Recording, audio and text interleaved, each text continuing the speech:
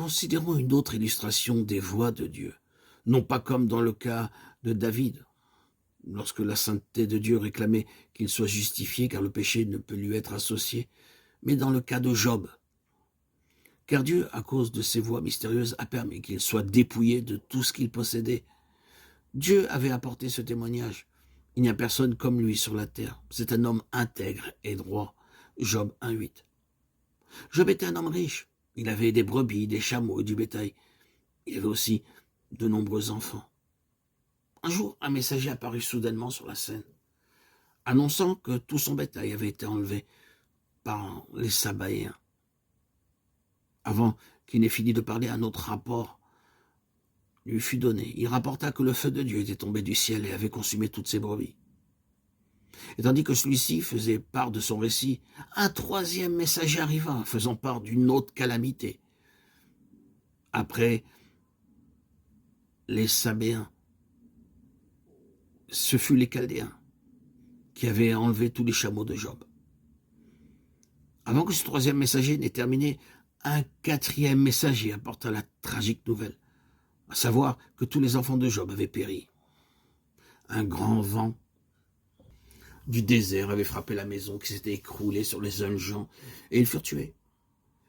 Ces quatre différents messagers arrivant presque simultanément firent connaître à Job les désastres qu'il avait frappés dans l'espace d'une seule journée. Il avait été dépouillé de tout ce qu'il possédait. Comment a-t-il réagi? Alors Job se leva, déchira son manteau et se rasa la tête. Puis, se jetant par terre, il se prosterna et dit, « Je suis sorti nu du sein de ma mère et nu je retournerai dans le sein de la terre.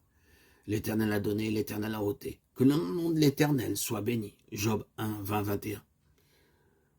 La première réaction de Job fut d'adorer Dieu. Et sont bien assurés que dans le cas de Job, Dieu ne voulait pas en aucune manière se distancer à l'égard d'un quelconque péché dans sa vie. C'était simplement une affaire dans laquelle Dieu agissait comme cela lui semblait bon. Quoique Job, en l'espace de quelques heures, ait tout perdu, il put aussitôt s'incliner devant Dieu pour l'adorer. Nous voyons un homme tellement soumis à Dieu qu'il a sans aucune hésitation adoré Dieu pour toutes ses voies. Frères et sœurs bien-aimés en Christ, Dieu a travaillé dans beaucoup de vos vies, vous dépouillant de bien des choses que vos cœurs chérissaient en vous faisant passer par l'adversité. Quelle est votre réaction dans ces situations? Comparons-nous notre sort à celui des autres, nous demandant pourquoi ils prospèrent alors que nous subissons épreuve après épreuve?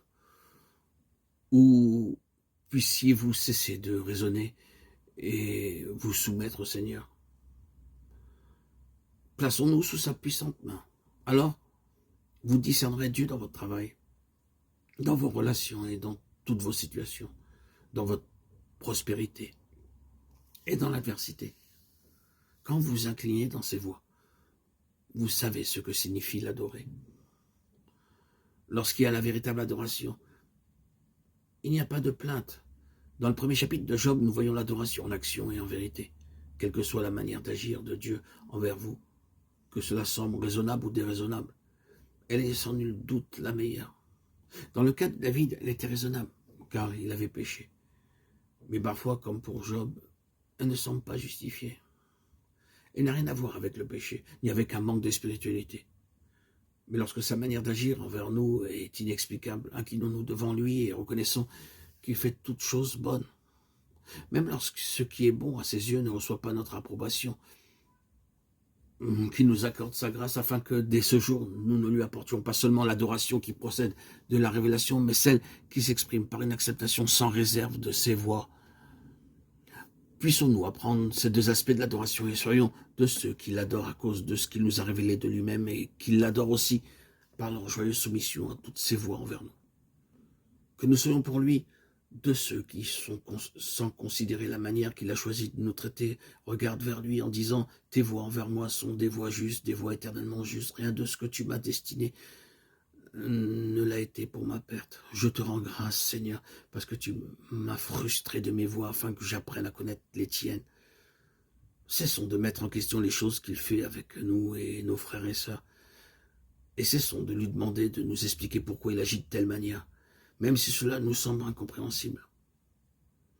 Frères et sœurs, bien-aimés en Christ, acceptons comme un fait, avec un cœur simple, que toutes ces voix sont plus élevées que nos voix, et qu'elles sont toutes parfaites.